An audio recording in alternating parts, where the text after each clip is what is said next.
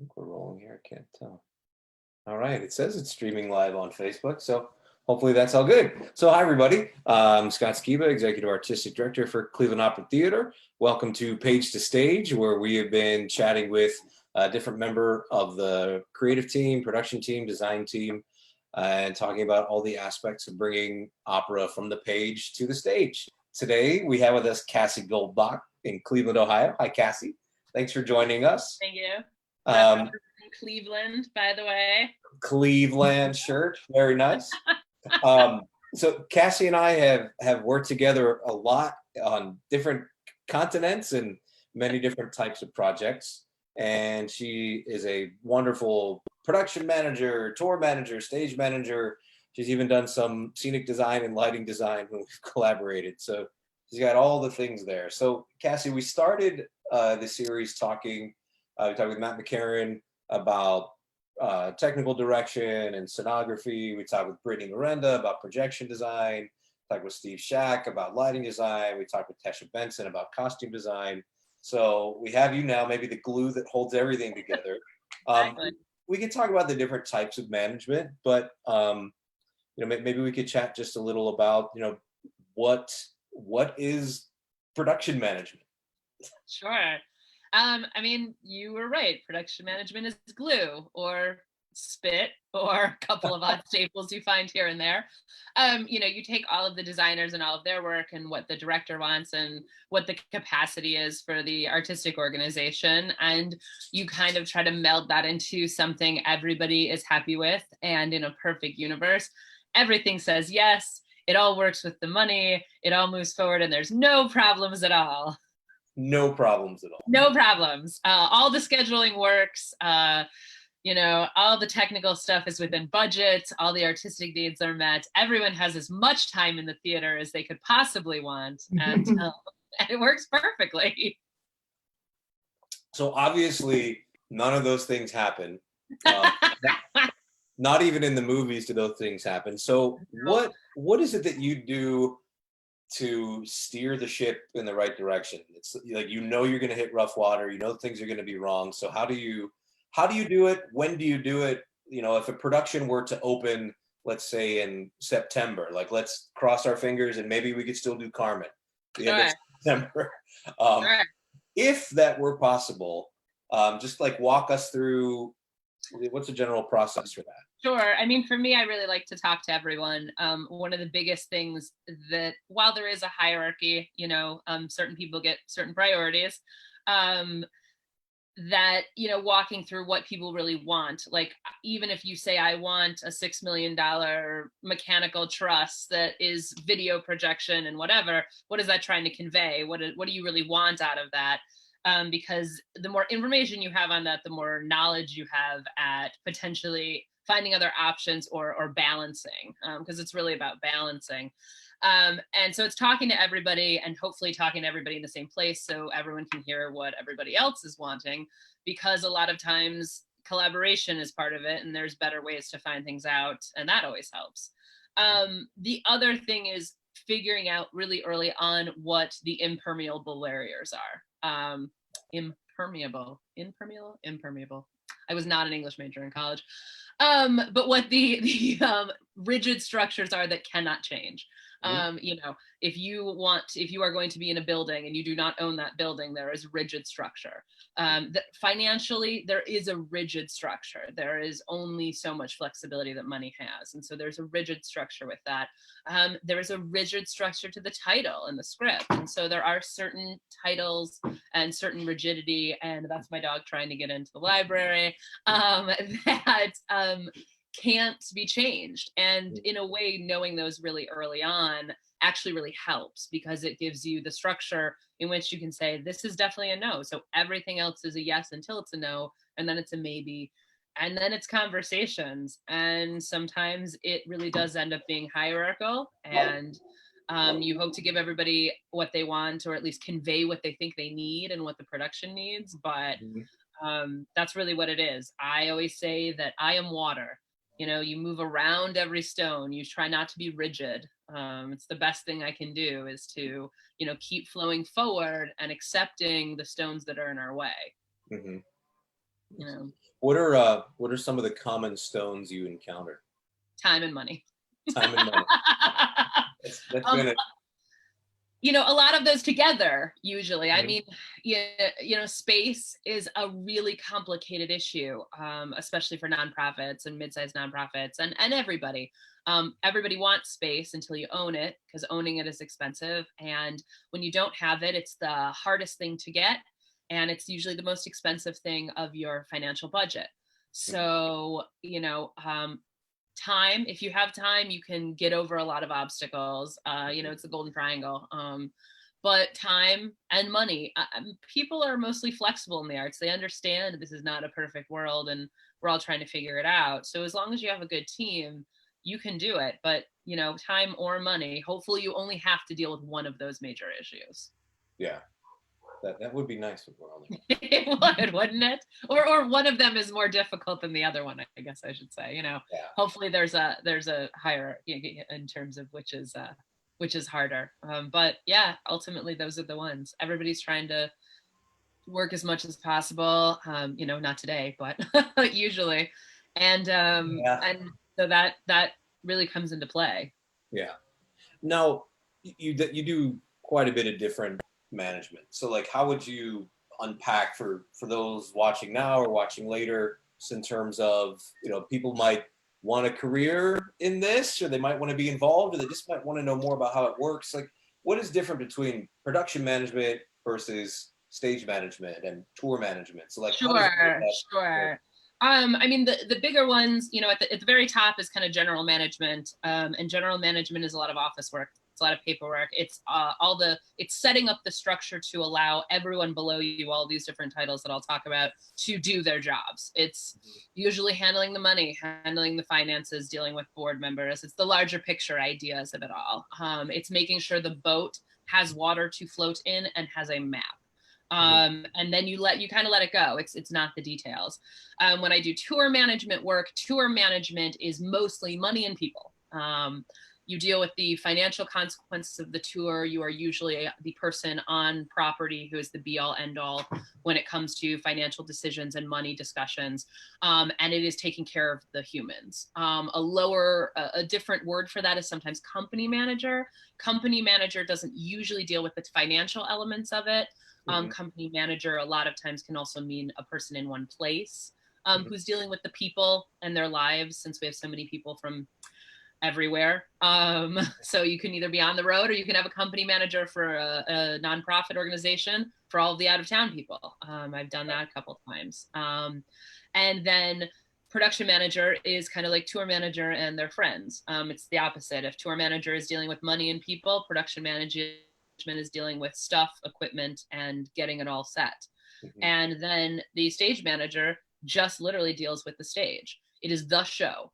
It doesn't matter how the show gets there. It doesn't matter where the money's coming from. Once the show is set and put together and in place, that is the stage manager's domain, to take everything there. It is theirs, and to control it and run it. Yeah. As a tour manager, I'm never on stage. I'm always in the office. I'm always backstage. I'm always doing paperwork at that point. As soon as that downbeat hits, I'm out. I don't touch it. I've usually got 8 other things to do. But as a stage manager, usually I'm not in the office. I'm usually on stage 90% of the time. And as a production manager, it's about 50-50, or I'm in the truck. Just did a tour last year where I was unloading truss and metal scaffolding in like 4-degree weather, and tipping 2 trucks with that every day. So that was not my usual. Lots of fun though, right? But fun. Most of it was really fun. And it was a good muscle to flex, literally. I remember the opposite with you. Lots of extremely hot summers in Italy. Yes. And then there was the outside, and we'd work outside in no room, 100 degrees. No space, no time. All the heat. Time. Lots of energy. No space, no time, no people. There's like 2 of us. Yeah. So with the experiences you have with the different layers of management, you find that does it help you interface? When you're a production manager, you've done the job of a stage manager and vice versa. So whatever role you're in, as you're talking to the other Do you find that you understand better how to communicate? I mean, you hopefully, yeah. I mean, it really just depends on people, though. I mean, more than anything, you're communicating with people and not the job. I mean, Mhm. jobs are titles, and stage manager in a rock and roll world is different than a stage manager in a theater world, which is different than a stage manager in an opera world. So I try to rely less actually on job titles and more on humans and what their expectation is of what they're going to do Yeah. and what their expectation of what they expect me to do, because there's so many different kinds of arts out there, and I've done a lot of them, and everybody's job title might say the same thing, but head carp means like 8 different things depending on if you're on a tour, if you're in a regional house, if you are in a dance company, if you are in a for-profit world. It's kind of crazy. So it's easier actually to shed titles Yeah. than it is to stick to them, now that I've done a lot of them. Yeah. Well, I think you said something that was interesting and really important that I think one could easily overlook. Like, you're not dealing with titles, you're interacting with people, and that's Yeah, I mean, primary. the arts are hard in that, like, it's not just a go to work, do the work to get money, go home. There's a lot of creative emotion into it. There's a lot of heart into it. I try to be mostly the emotionless android of the group, in terms of trying to listen to people, because nothing realistically, really, most times it's never personal. I don't always succeed in that. You have seen me not succeed in that a few times, but Once or twice and in once or twice, 15 years. but but I try very hard to like listen and hear what they're trying to say, and to not let the emotions get in the way of it, because it's really easy to. Emotions are a really big part of the arts. That's where creativity comes from so often, and people try so hard for maybe not as much money as they deserve or should make, but so that's the hard part. That's the balance. So it makes it even harder when you have to say no, or you have to like compromise or disagree. Yeah. So that's part of it. Understanding that things like budget and company size are that could define differences across many different disciplines, but you've worked in a lot of different genres. Is there anything about working in opera or with opera that's you found unique to it? I mean, to its I mean, talent? I how do I say this? And I don't want to say money, because like I've done major money projects, but um the money that's put towards the music, or the personnel that's put towards the music. I mean, I grew up as a classical musician. I grew up going to Broadway shows. So to me, the opening with a live orchestra of 25 to 50 to 70 pieces, there's something so stunningly real about that, and immediate, that I don't know, that to me is so unique and incredible. Broadway, has been scaling back for years. It's really hard to get a 32-piece orchestra in a show these days. It's like near impossible. And theaters are much less equipped for large orchestras these days. So to feel a live orchestra, and combine that with a visual element of a show, to me is really, really exciting, and I'll never not get a thrill from that usually. Awesome. Yeah.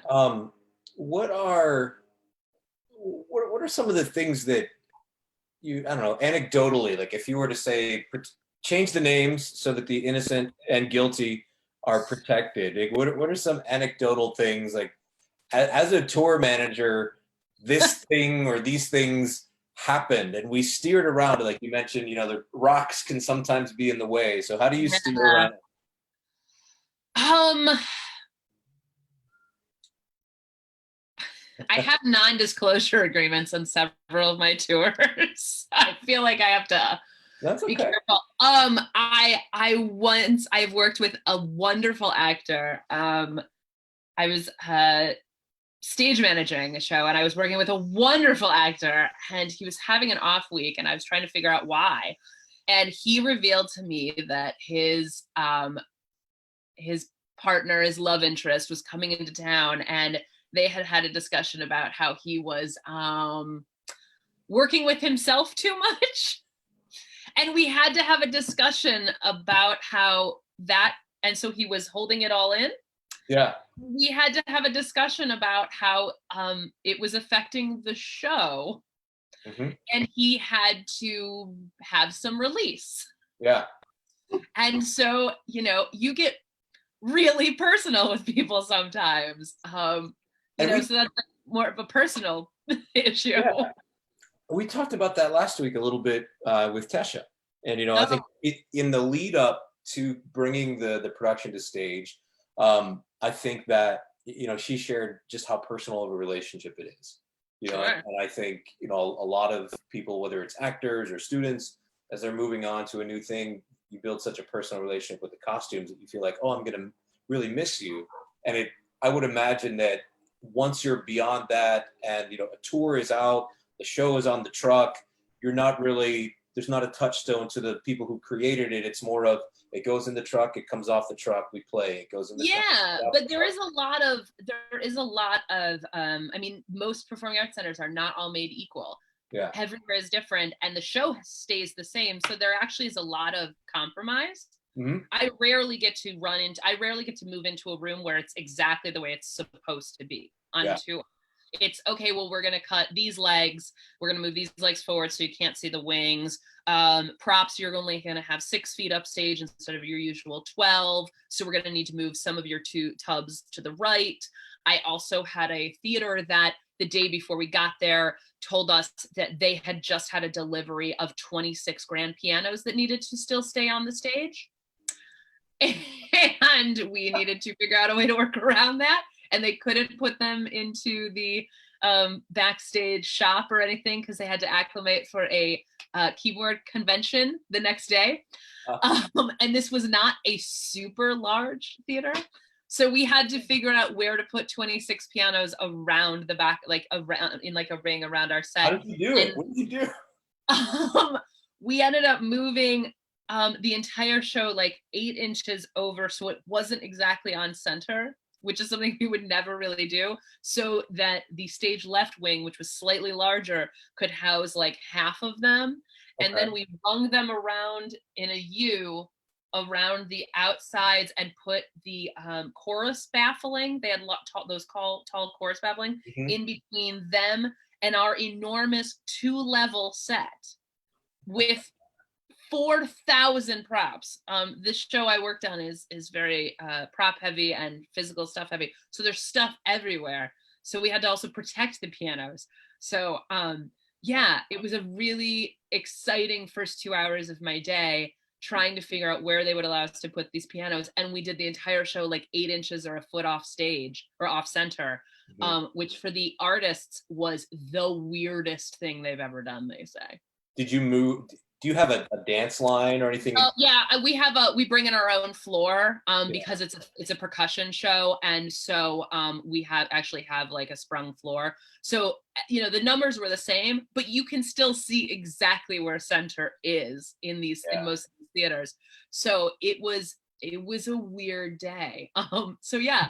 And then it was also, if you scratch or mar any of these 26 pianos, you're gonna have to pay for them. But that also is why having like a great office. I mean, our home office was like really supportive, and Yeah. I called them, and we made it work, and we had a show, and it was wonderful. But me and Well, 26 pianos, it's like the name of my biography or something. yeah, that could be. Now, you mentioned that when you walk into a space that uh, they're seldom the same.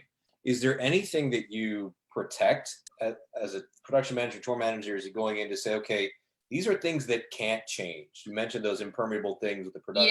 Yeah, I mean, and it depends on the show. And that's a discussion. Anytime a show moves and is really like touring or moving a lot, that's a discussion that we kind of have to have at the beginning. Sometimes it's as simple as, this is the minimum amount of space we need to exist. Mhm. Like, we cannot there's no way to do the show with less space.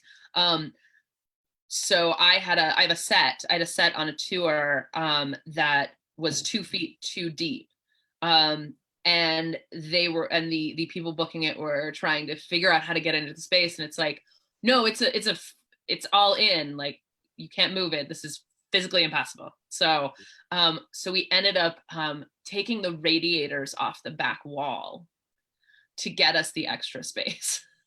They worked with the theater to How, take the old radiators off the back wall because they have those big old clanky yeah. things. So there was no service to them. They weren't still connected to the boiler system. Nope, they weren't still connected. It was just something that was still on the back wall. And they basically were like, they wanted the show bad enough that they physically took them off because those are big mamma jammas to get us the extra 2 feet. And we literally walked up to the back wall and said, this is exactly where we start. And we moved, we build from upstage to downstage. Wow. Yeah, that was a weird day. No crossover, nothing. That's fun. It was one of the more interesting days. But yeah, I mean, it depends on the show. Some some things are about sight lines. They have to be able to see a second level, so they have to be a certain height. I've done shows where I manage a show right now. It's a 1-person show, and literally we have said we will do it anywhere. There are certain things that if it gets too small, certain things have to go away that are pretty integral to the show, and we have to have kind of an addendum to that contract. But the show I manage right now, I have done in a 6 foot deep by 8 feet wide semicircle. Okay. Wow. Yeah. That with was audience? I mean, that wasn't including the audience. That was just the stage space. It was a comedy club in Denver, a very high level comedy club, and they wanted this show. It was a 1-man show, and so it's a 6 by 8 space, and they have a little TV screen above to run the projections, and we ran it through there instead of a projector, and we did it. It's it's a great room. It always sells wonderfully. They're wonderful there, and so we've gone back like 3 times, but he totally changed the structure of the show to do 1 set of lighting cues and 6 feet wide or 6 feet deep by 8 feet wide. Wow. Which is smaller than most bedrooms. Yeah.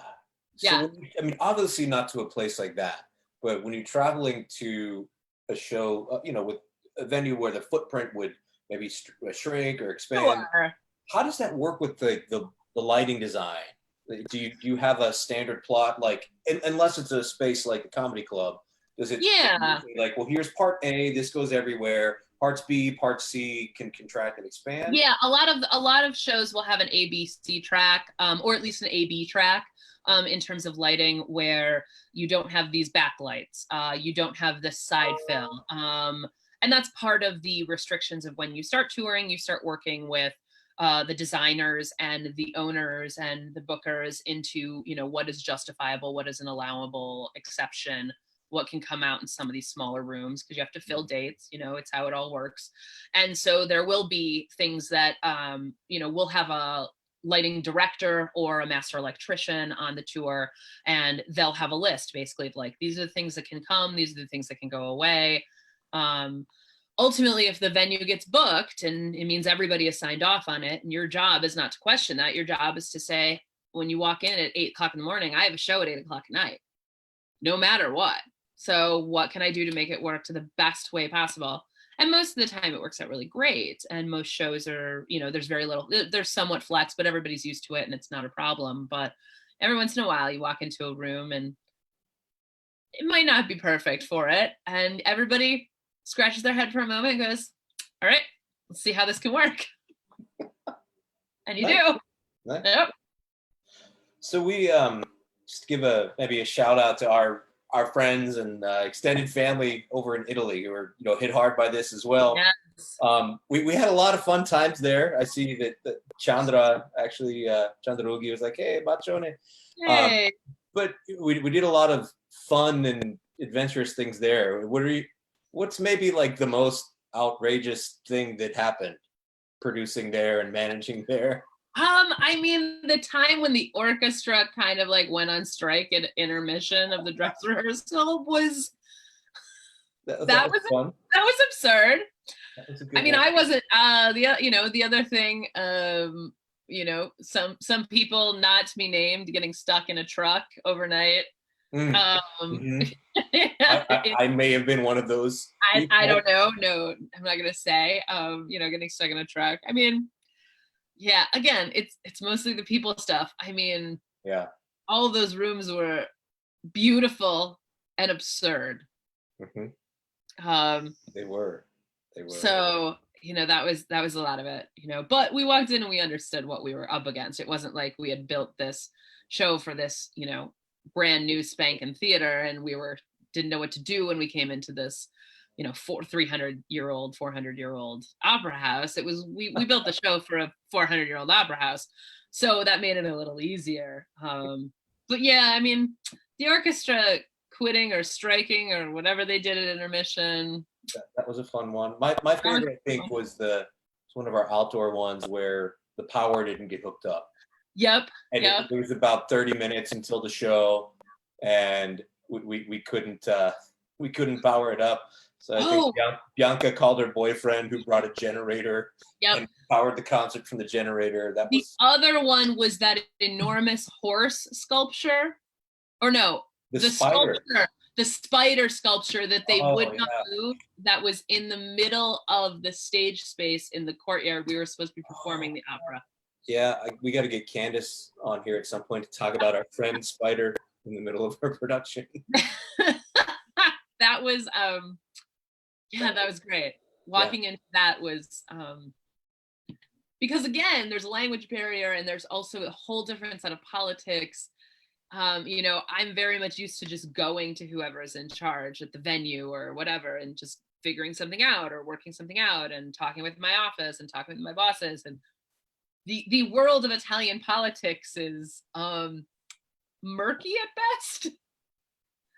It brings in that element of relating to people, and right. If you had a language barrier, finding a common way, maybe it's a lot harder. And trying to, I remember meeting some of the politicians and just trying to explain, can we literally just move it?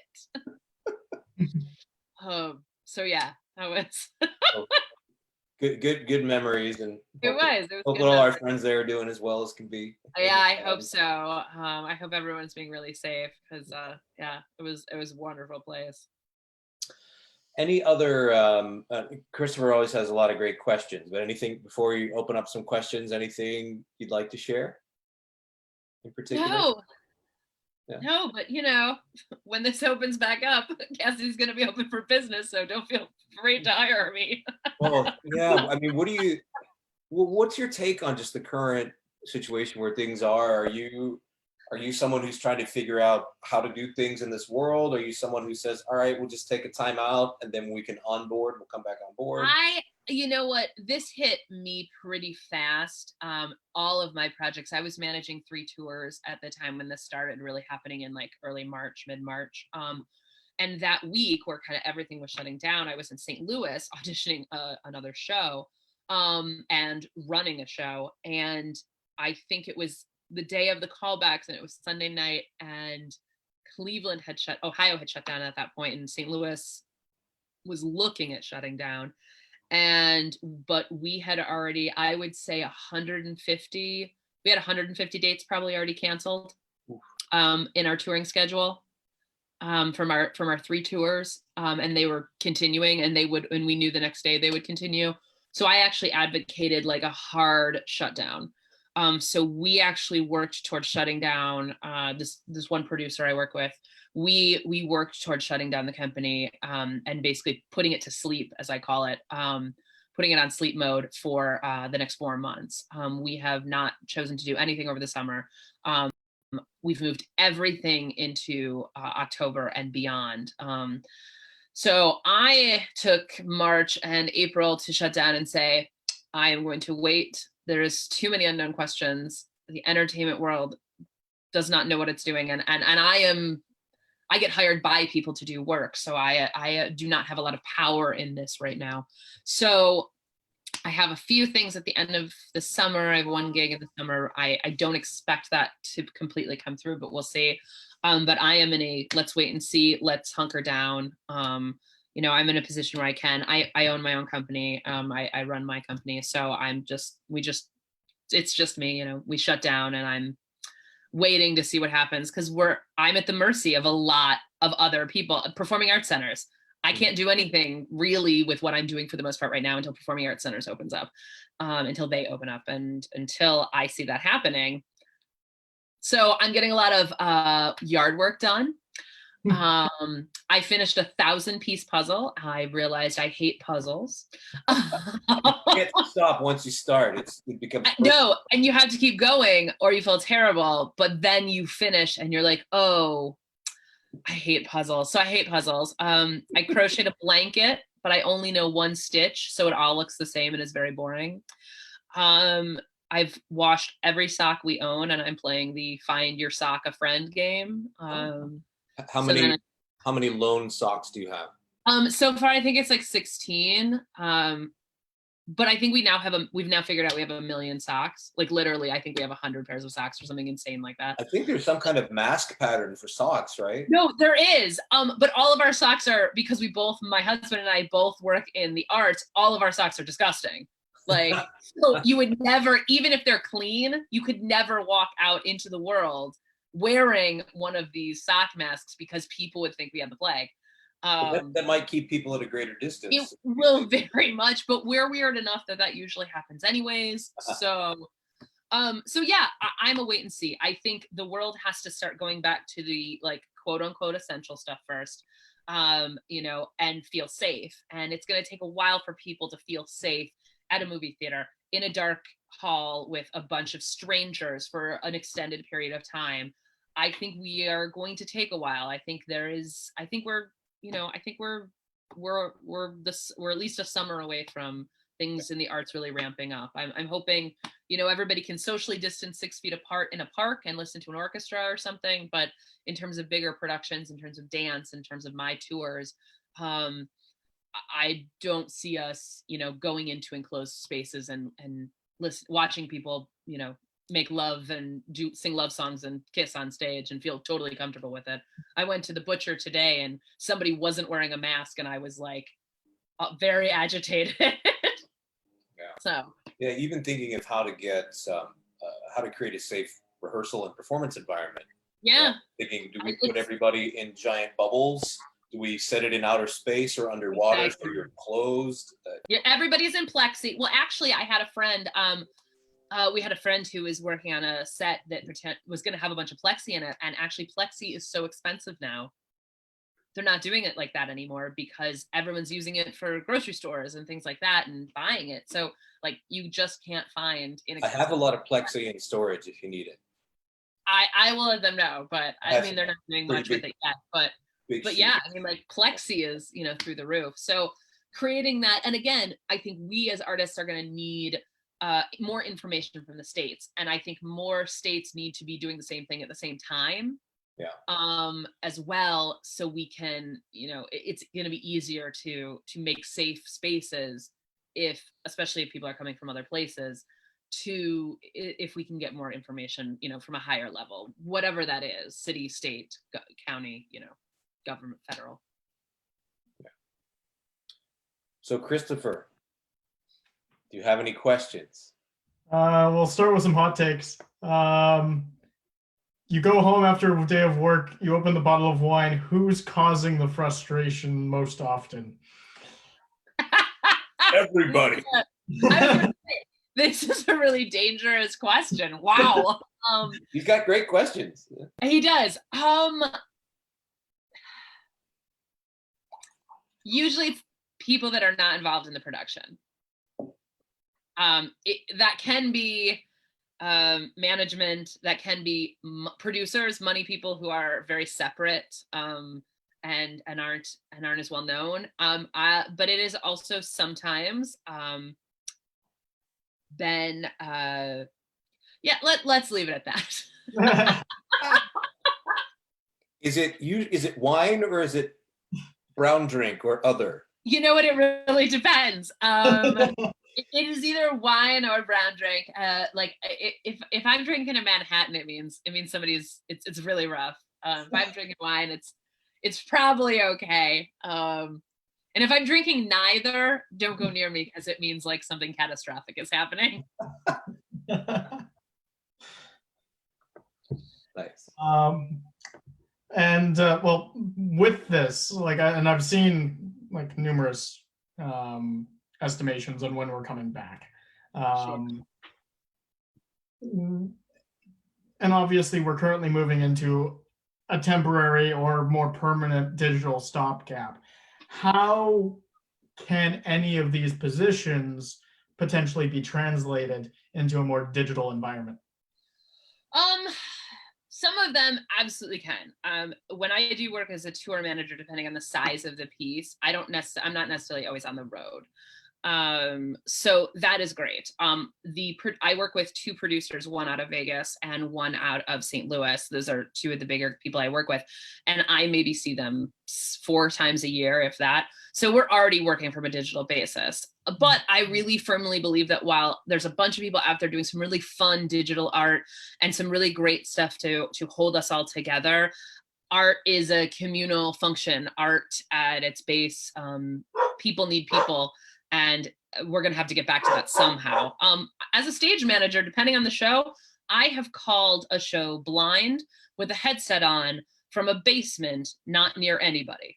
So I can be socially distant doing a lot of technical work.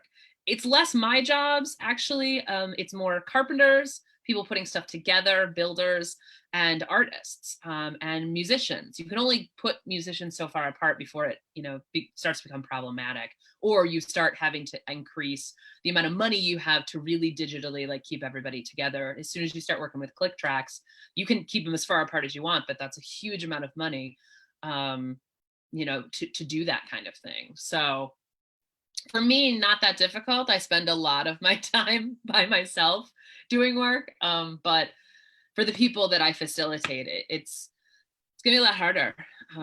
And some people you just can't. Those were my questions. Great, those are good questions. Well, Cassie, thank you for taking your time. Thank you. Which dog, or is it both? I think it's Czar. It's Zargui, the boxer. He's very confused as to why he's not on my lap right now. And he doesn't like my husband as much. He tolerates him, but my husband Val likes to pick him up for fun, and he doesn't enjoy that. So he likes to stay away from him.